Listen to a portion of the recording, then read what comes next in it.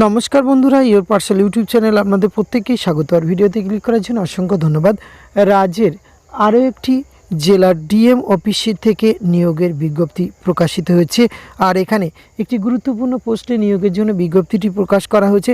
তো কোন ডিস্ট্রিক্ট থেকে এই বিজ্ঞপ্তি প্রকাশ করা হয়েছে, কোন পোস্টে নিয়োগ করা হচ্ছে, কটি শূন্যপদ রয়েছে, কীভাবে আবেদন পদ্ধতি এবং আবেদনের লাস্ট ডেট কবে রয়েছে, এই সমস্ত কিছু আজকের এই ভিডিওতে আমরা একটু যেটা আলোচনা করতে চলেছি। ভিডিওটি আপনারা পুরোপুরি দেখতে থাকুন। সাথে চ্যানেলটিতে নতুন হয়ে থাকলে অবশ্যই সাবস্ক্রাইব করে পাশে থাকা বেল আইকনটি অন করে রাখুন, যাতে করে এই ধরনের নিত্য নতুন আপডেট সবার আগে আপনার কাছে পৌঁছে যায়। তা আসুন সরাসরি আমরা অফিসিয়াল নোটিফিকেশানটি দেখে নিই।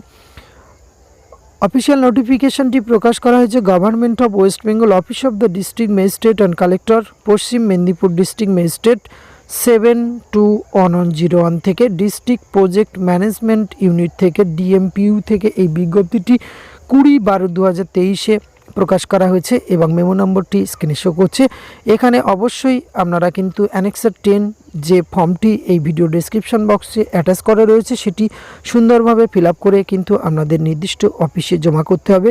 আর এখানে যে পোস্টে নিয়োগ করা হচ্ছে রূপশ্রী প্রকল্পে অ্যাকাউন্টেন্ট হিসাবে কিন্তু পোস্টে নিয়োগ করা হচ্ছে এবং এখানে 15,000 টাকা পার মান্থ আপনারা বেতন পাবেন এবং শূন্যপদ রয়েছে একটি।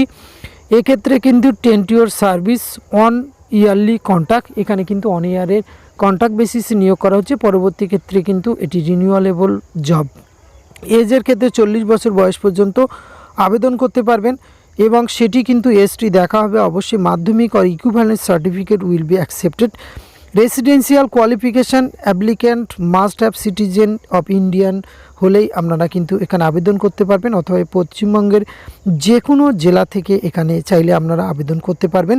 এক্ষেত্রে এসেন্সিয়াল কোয়ালিফিকেশান এবং experience commerce graduate with honours হতে হবে এবং working knowledge of computer and ability to work in MS office packages, MS word, MS excel, MS power point, working knowledge of spreadsheet, tally and presentation packages এবং 3 years minimum working experience in any government আর non government অর্গানাইজেশনের কিন্তু আপনার 3 বছর অভিজ্ঞতা থাকলে তবে এই পোস্টের জন্য আবেদন করতে পারবেন। এক্ষেত্রে রূপশ্রী প্রকল্পের অ্যাকাউন্টেন্ট হিসাবে নিয়োগ করা হচ্ছে এবং ডিএম অফিসে গুরুত্বপূর্ণ পোস্টে। মুড অফ সিলেকশন, প্রথমে এখানে কিন্তু আপনাদের রিটেন টেস্ট হবে। পরবর্তী ক্ষেত্রে মেন্টাল এবিলিটি সিলেবাস থাকছে, রিটেন টেস্টের current affairs, general knowledge, arithmetic, English 50 নম্বর, কম্পিউটার টেস্ট 40 এবং পার্সোনালিটি টেস্ট একদম শেষতম ধাপে 10 নম্বরে থাকছে।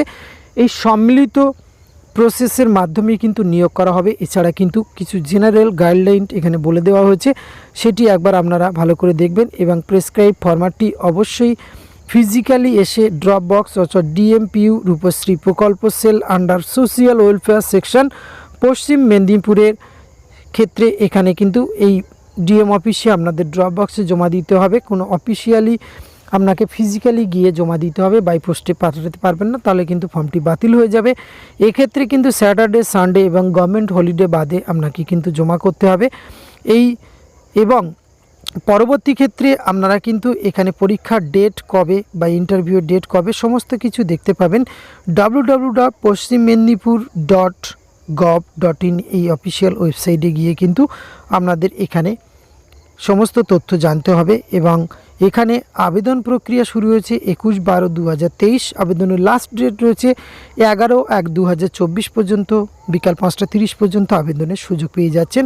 আর এই যে অ্যাপ্লিকেশন ফরম্যাটটি দেখতে পাচ্ছেন, এটি আপনাদের সুন্দরভাবে A4 সাইজের কাগজে ডাউনলোড করে যা যা তথ্য চাওয়া হয়েছে সেটি অ্যাটাচ করে কিন্তু সশরীরে ডিএম অফিসে গিয়ে জমা দিলে, অর্থাৎ পশ্চিম মেদিনীপুর ডিস্ট্রিক্ট ম্যাজিস্ট্রেট অফিসে যে রূপশ্রী সেল রয়েছে সেখানে কিন্তু আপনাকে জমা করতে হবে, তবেই কিন্তু আপনারা এই পোস্টের ক্ষেত্রে গ্রহণযোগ্য হবেন। আজকের ভিডিওতে এইটুকু তথ্য আপনাদের সঙ্গে তুলে ধরা ছিল। এটি যদি ভালো লাগে অবশ্যই একটা লাইক কমেন্ট করতে ভুলবেন না। ধন্যবাদ, প্রত্যেকেই ভালো থাকবেন।